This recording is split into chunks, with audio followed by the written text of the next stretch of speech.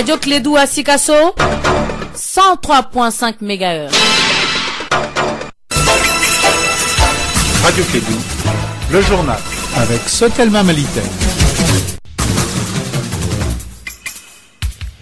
Bonjour à tous et à toutes, voici les titres de ce journal. Le projet d'accord paraphé par le gouvernement du Mali le week-end dernier prend en compte les préoccupations des Maliens.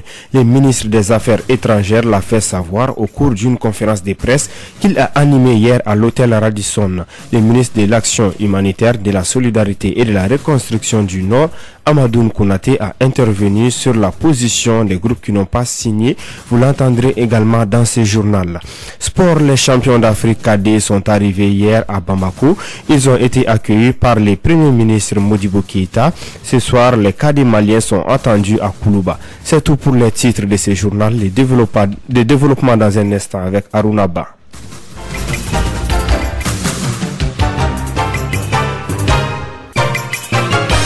Mesdames et messieurs, bonjour et bienvenue à ce journal. Le projet d'accord est au centre des débats au Mali. Pour le ministre des Affaires étrangères, ce projet d'accord paraphé par le gouvernement malien prend en compte les préoccupations essentielles des Maliens.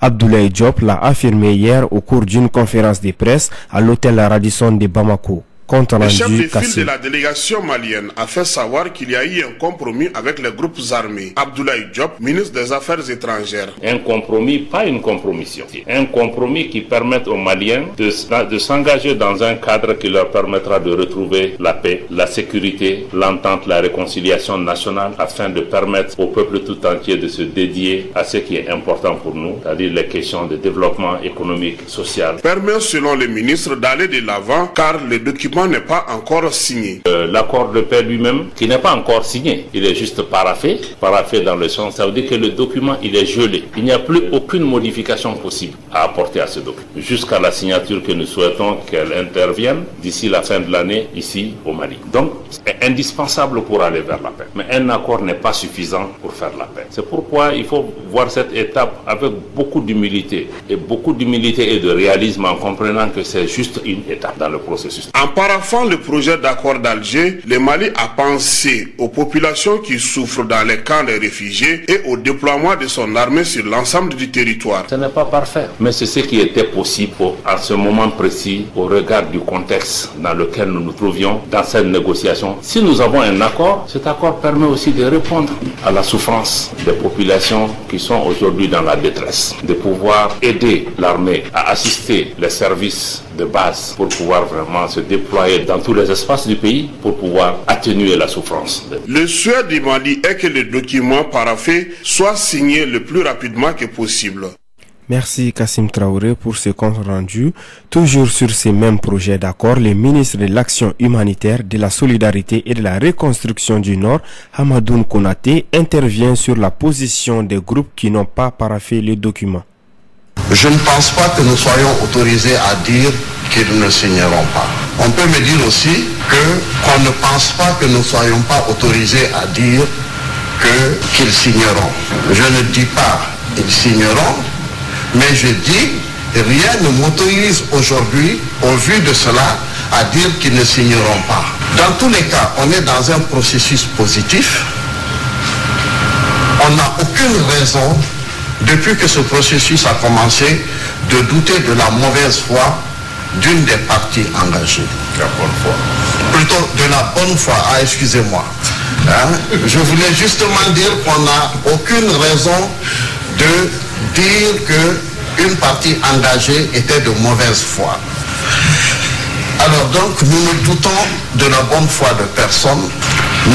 Nous disons que tout le monde a été engagé jusqu'à ce document qui a été paraphé. Le paraphe signifie simplement que ce qui est dans ce document est ce qui sera présenté pour être signé. Et quand ce moment-là est le moment de la signature, ce qui nous reste, c'est d'informer toutes les opinions concernées. C'était le ministre de l'Action humanitaire, de la solidarité et de la reconstruction du Nord, Hamadoun Konaté, au micro de notre reporter Kassim Traoré.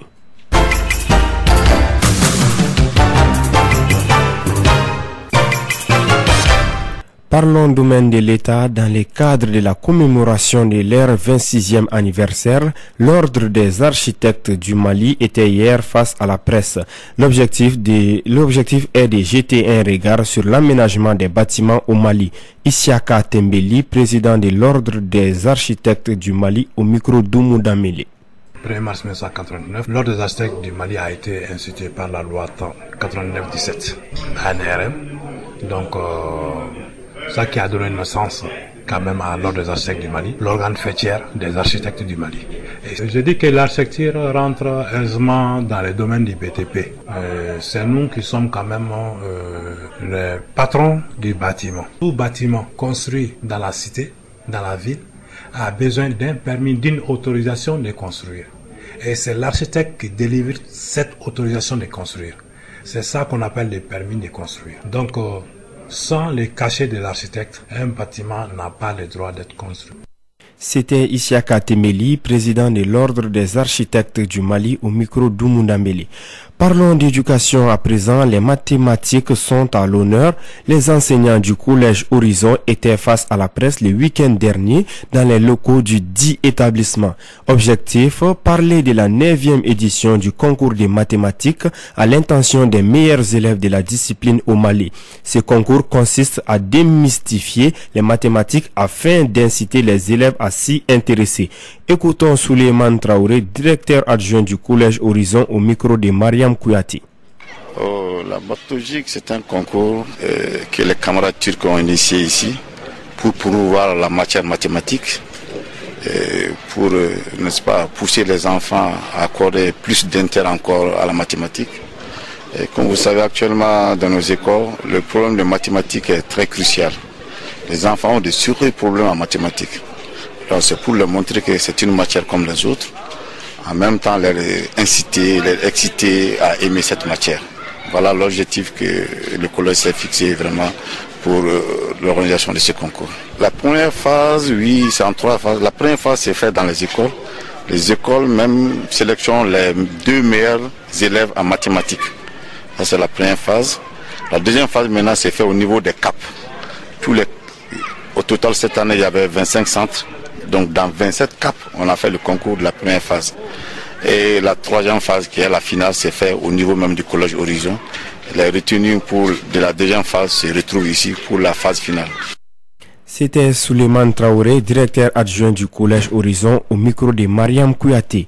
L'éducation des enfants est notre priorité, c'est le thème de la première édition du concours national d'épellation des mots intitulé Épelle-moi. Ce concours qui est organisé par l'association La Main sur le Cœur. La phase préliminaire a mis en compétition le week-end dernier au Palais de la Culture des élèves de Bamako et de Kati sur l'orthographe lexicale réalisée à l'oral. Suivons les reportages d'Aïssatou Doumbia.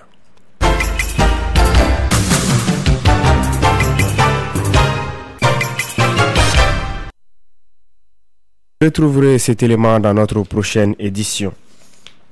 Page inter de ce journal, l'armée tchadienne a mené une offensive contre Boko Haram au Nigeria et repris la ville de Dikwa dans le nord-est du pays. Dikwa était aux mains du groupe islamiste de Boko Haram depuis plusieurs semaines. Selon l'état-major de l'armée tchadienne, il y a eu 1 mort et 34 blessés du côté tchadien et il y a des morts également dans les rangs des islamistes. En Libye, l'ex-proche de Kadhafi, Khalifa Haftar, a été nommé hier à la tête de l'armée libyenne par le gouvernement de Tobrouk, reconnu par la communauté internationale. Le volcan Villarrica, situé dans le sud du Chili, est entré en éruption ce matin, entraînant l'évacuation de quelques 3000 personnes des alentours, a annoncé le Bureau national des urgences chilien.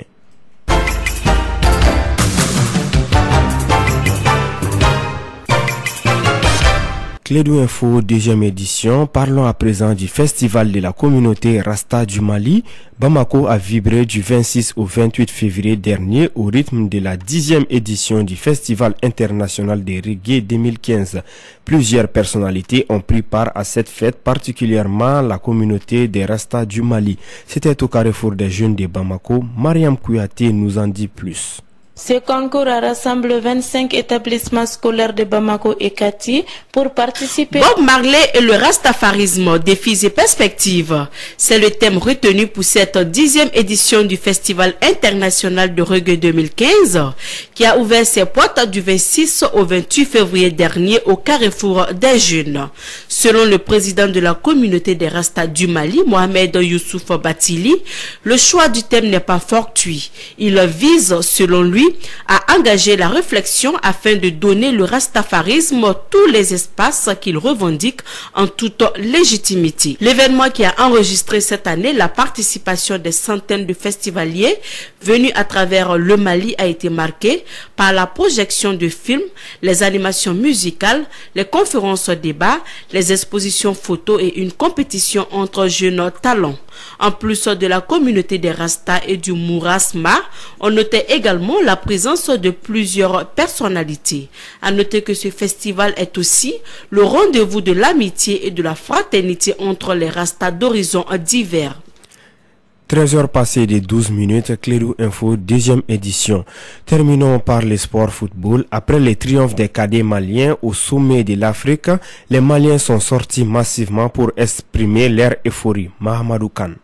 Communier les enfants et cultiver l'attente tout en donnant l'occasion à tout un chacun de s'épanouir, voilà ce qui ressort de cette édition du Festmas de Bamako. Toumani Sissogo, proviseur du lycée Massamakan Diabaté de Bamako. Il s'agit de... Excusez-nous pour cette erreur, nous en reviendrons dans notre prochaine édition. L'avion qui transportait les champions cadets d'Afrique a atterri hier soir à 17h30 sur la piste de l'aéroport international de Bamako-Sénou. À leur arrivée, le capitaine des Aiglonnais a salué l'accueil chaleureux des Maliens. Notons que les champions d'Afrique cadets sont attendus ce soir à 17h au palais de Koulouba. Ils seront accueillis par le président de la République, Ibrahim Boubacar Keïta. C'est tout pour ce journal qui vous a été présenté par Arunaba à la mise en onde Fatou Fall.